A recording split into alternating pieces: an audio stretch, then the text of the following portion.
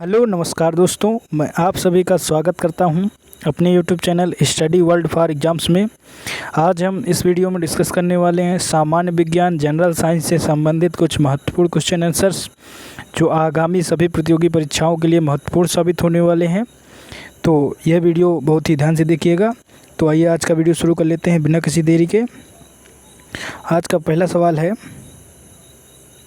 Kelvin पैमाने पर सामान्य वायुमंडलीय दाब पर पानी का क्वथनांक कितना होता है। तो देखिए, केल्विन पैमाना होता है, उसमें जो है सामान्य वायुमंडलीय दाब पर अगर पानी का क्वथनांक देखा जाए तो कितना केल्विन होता है, तो 373 केल्विन जो है सामान्य वायुमंडलीय दाब पर पानी का क्वथनांक होता है केल्विन पैमाने पर। अगला सवाल देख लेते हैं दोस्तों, भारतीय मोर का जीव वैज्ञानिक नाम क्या है। तो देखिए, भारतीय मोर भारत का राष्ट्रीय पक्षी भी है और इसका जो है वैज्ञानिक नाम है, तो देखिए यहाँ पर पेपो क्रिस्टेटस लिखा है, तो यह नहीं हो सकता है। इसका सही सवाल है पावो क्रिस्टेटस। पेपो नहीं है, पावो क्रिस्टेटस जो है मोर का वैज्ञानिक नाम है और मोर भारत का राष्ट्रीय पक्षी भी है, तो पावो क्रिस्टेटस नाम याद रखिएगा। अगला सवाल देख लेते हैं, शरीर में रक्त अल्पता की बीमारी को किस नाम से पुकारा जाता है। तो देखिए, जब शरीर में रक्त अल्पता संबंधित बीमारी हो जाती है, रक्त की कमी हो जाती है,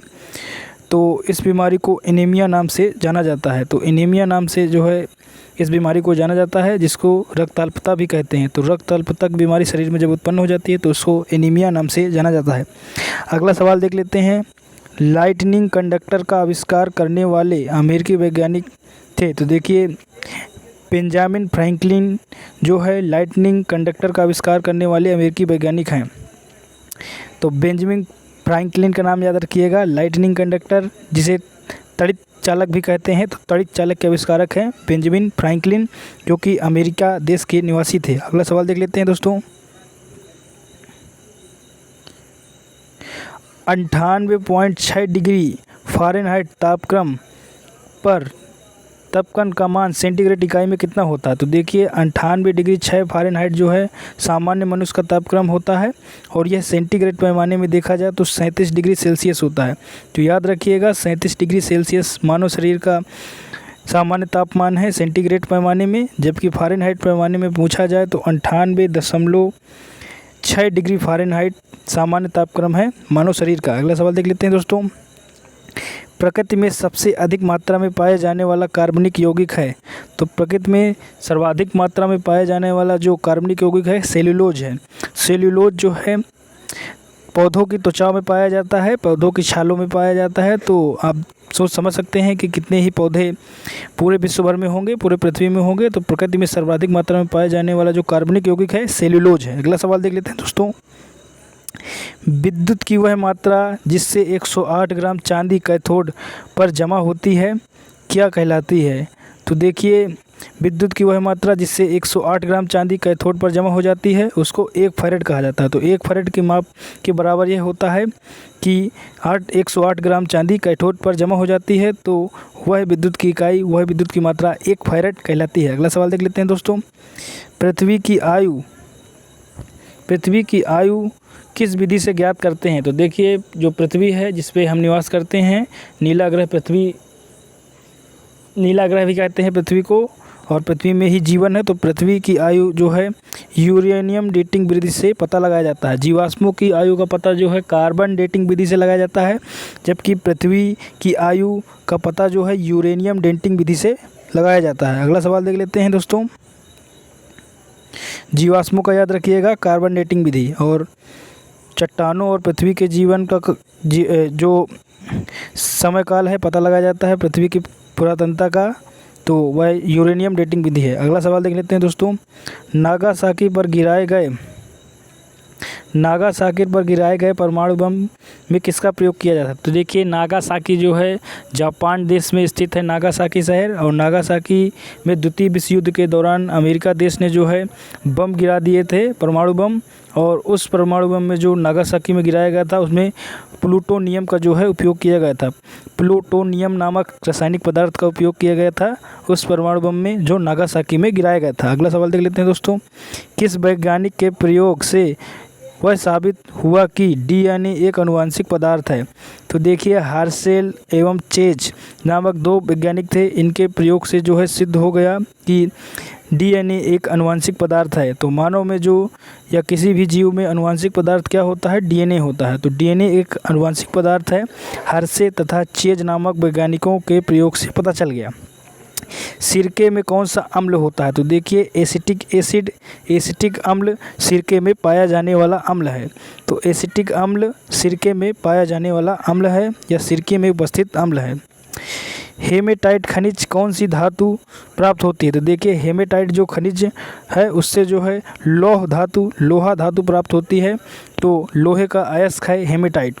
तो हेमेटाइट जो खनिज है उससे लौह धातु प्राप्त होती है। अगला सवाल देख लेते हैं, आयरन धातु प्राप्त होती है। विटामिन सी का रासायनिक नाम क्या है? तो देखिए विटामिन सी का रासायनिक नाम एस्कॉर्बिक एसिड है। एस्कॉर्बिक अम्ल या एस्कॉर्बिक एसिड विटामिन सी का रासायनिक नाम है।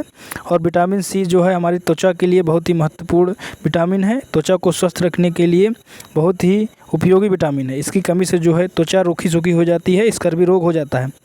कौन सा कार्बनिक यौगिक सर्वप्रथम संश्लेषित किया गया था? तो देखिए प्रयोगशाला में सर्वप्रथम जो संश्लेषित किया गया था यौगिक, उसका नाम है यूरिया। यूरिया नामक जो यौगिक था सर्वप्रथम संश्लेषित किया गया था। अगला सवाल देख लेते हैं दोस्तों, और मानव मूत्र में भी यूरिया पाया जाता है, यह याद रखिएगा। अगला सवाल देख लेते हैं, सोडियम की खोज करने वाले वैज्ञानिक कौन थे? तो देखिए हम्फ्री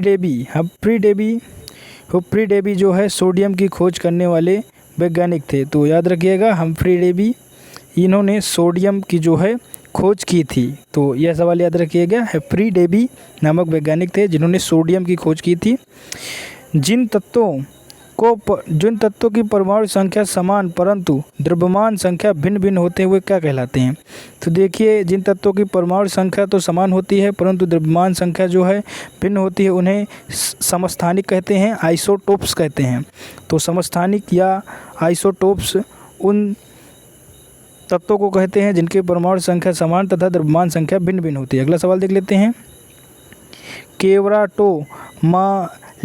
केवराटोमलेशिया जीरोप्थेल्मिया रोग किस विटामिन की कमी के लक्षण है? तो देखिए जीरोप्थेल्मिया तथा केराटोमलेशिया नामक रोग जो है विटामिन ए की कमी से होने वाले रोग हैं। अगला सवाल देख लेते हैं,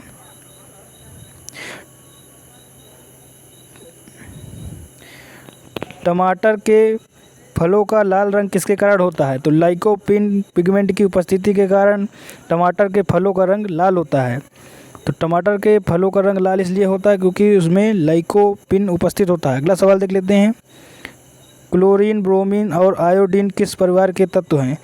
तो हाइड्रोजन, देखिए पीरियोडिक टेबल में जो 17वां समूह है उसके तत्व हैं क्लोरीन, ब्रोमीन, आयोडीन, जिसको हाइड्रोजन के नाम से जाना जाता है।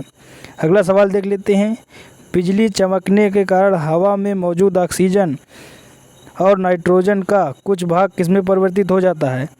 तो बिजली चमकने के कारण जो है हवा में मौजूद ऑक्सीजन तथा नाइट्रोजन का परिवर्तन नाइट्रोजन ऑक्साइड में हो जाता है। तो नाइट्रोजन ऑक्साइड में परिवर्तित हो जाते हैं बिजली चमकने के दौरान हवा में मौजूद ऑक्सीजन और नाइट्रोजन। अगला सवाल देख लेते हैं दोस्तों, संकट अवस्था में हमें प्रतिकूल परिस्थिति से निपटने के लिए कौन सी ग्रंथि का स्राव तैयार करता है? तो एड्रिनल जो ग्रंथि होती है, इससे एड्रिनल जो है रस निकलता है, एड्रिनल एंजाइम्स निकलता है जो संकट की अवस्था में प्रतिकूल परिस्थिति से निपटने के लिए हमें उपयोगी सिद्ध करता है। तो यह जो ग्रंथि होती है एड्रिनल, इसी से जो है एड्रिनल ग्लैंड होती है, इसी से हमें संकट पे प्रतिकूल परिस्थितियों से निपटने का जो है सक्षम प्राप्त होता है। अगला सवाल देख लेते हैं, मादा एनोफ्लीज मच्छर के मुखांग में चुभने वाले अंग होते हैं। तो देखिए मादा एनोफ्लीज है, इसके काट लेने से जो है मलेरिया नामक बीमारी हो जाती है। तो मैक्सिला एवं मैंडिबल ये दो ऐसे मुखांग हैं जो मानव शरीर में चुभ जाते हैं और जिससे जो है रोग फैल जाता है। अगला सवाल देख लेते हैं दोस्तों, परमाणु भट्टियों में भारी जल हैवी वाटर का प्रयोग किस रूप में किया जाता है? तो परमाणु भट्टी जो होती हैं उनमें जो है भारी जल हैवी वाटर का उपयोग किस रूप में किया जाता है? तो मंदक के रूप में भारी जल हैवी वाटर का उपयोग परमाणु भट्टियों में किया जाता है। याद रखिएगा, हैवी वाटर का उपयोग परमाणु भट्टियों में मंदक के रूप में किया जाता है। अगला सवाल देख लेते हैं। गोताखोर समुद्र के अंदर सांस लेने के लिए किन गैसों के मिश्रण का उपयोग करते हैं? तो देखिए, जो भी